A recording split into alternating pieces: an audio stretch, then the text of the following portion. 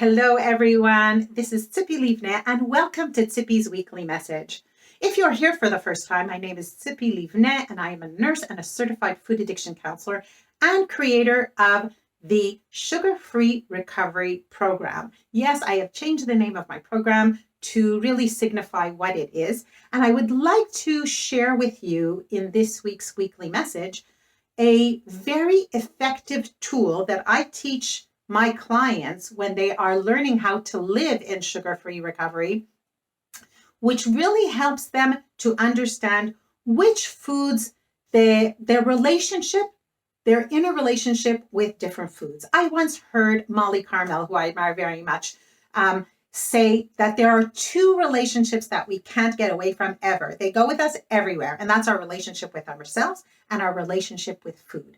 And this is so true. So this tool really helps you, not from a place of judgmentalism, but from a place of curiosity to understand what kind of a relationship do I have with this food?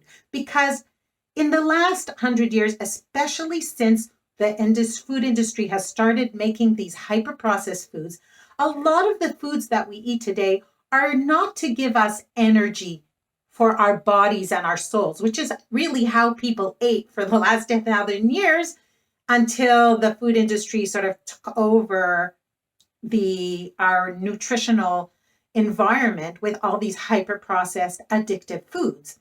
And now what happens is they aggressively market us all these foods to change the way we feel. Eat this, you'll feel better. Eat this and you'll be at a party. Eat this, and if you're sad, it will comfort you. Eat this, and so today, most of the eating that people do is not really because they're hungry and they're looking to be full or to get energy for their bodies and their souls, but they're using food like a drug, like to change the way we feel, which is called hedonic eating, right? This eating just to sort of get high from food or to zone out from food. In any case, it's to change the way we feel. So how do we know which foods are really for us, go into that category of hedonic eating, and which foods are really the good foods that we should focus on to give us energy for our bodies and our souls?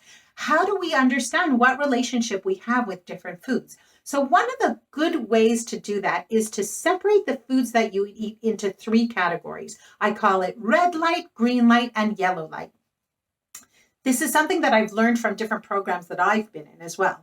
And the red light are the foods that you know that you have a problem with. These might be the foods that you've been trying to eat, moderately, or just have a little, or just have one and it never really works. Or these foods that are sort of obsessed, we get obsessed about, we think about too much or spend too much time concentrating on it. When am I going to eat it? How much am I going to eat it? Am I eating it? How much am I eating it? What did I eat? How much did I eat? Do I feel good about it, bad about it, blah, blah, blah, blah, blah. It's like sort of these foods that really do change, like influence our feelings in a way that is not really the way food should be influencing us, right? So these would be the red light foods. Then you have the green light foods, so that are the foods that I know I'm fine with. When I eat them, I feel good. I eat them in the amount that's right for me. Later, I feel fine about it. And these aren't really foods that I feel that I'm, fighting with or having issues with. So those foods, and it's very, very clear to me, those foods would be in the green light category. And then you have the foods that are in the yellow light category, because food is not a black and white issue. So sometimes there are foods that I'm not sure which category they belong to, or maybe in certain situations, I know that they're in the red light. But in certain situations, I can actually eat them moderately and be okay with them. Or maybe there's foods that, if I'm looking at it really, really honestly, maybe one day I'm aiming for them to be in the red light category, but today, honestly, I'm really not willing to give them up. But if I'm willing to be honest, right, then there's always a chance to do it. Because just to be in denial and say, oh, that's not a problem, it's not a problem, when I know in the back of my mind it really is, it really does not bring us forward, right? It just actually keeps us back in denial. So these are the foods that I would put in the yellow category. So then what happens is and now it's very, very important. I always recommend to my clients who are doing sugar-free recovery to write it down on a piece of paper, and also not to put the foods in these different categories in a judgmental way. It's not like with these foods, I'm a good girl, and with these foods, I'm a bad girl. There's no such thing. It's just from a place of honesty and curiosity. And then what happens is I know that the red light foods, well, maybe I need to abstain from them completely. Maybe some people who are not for abstinence, which actually the sugar-free recovery program does promote, but maybe there's some people who will say, okay, these are the foods I know that I'm using like a drug. I have to be very aware of that and be careful what kind of a relationship I have with them. If I really want to have a relationship with them, if I maybe want to end the relationship with them. So these are the foods that we know it's like time to look at them really, really honestly and see how we want to continue our relationship with them. The green light foods are the foods that we have a good relationship with. These are the foods that we should be focusing on, and they should be the, what we eat.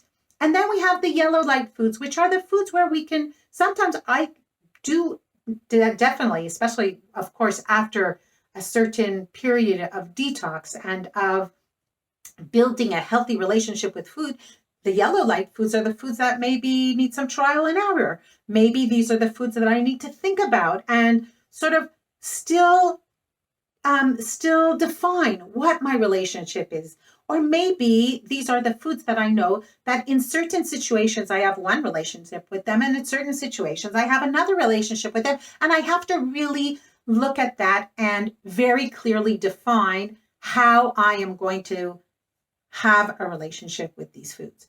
So this is my tool for you from the Sugar-Free Recovery Program, red light, green light, yellow light.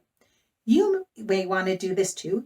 Please share in the comments what you think about this tool. If you've ever done it yourself, or if you do it and then you'd like to share with us, we would love to hear from you. So please, don't forget to check out all the links and special offers that we have around this video. And I will see you next week on Zippi's Weekly Message. And in the meantime, have a wonderful day, a great evening, and a fantastic week. Bye-bye.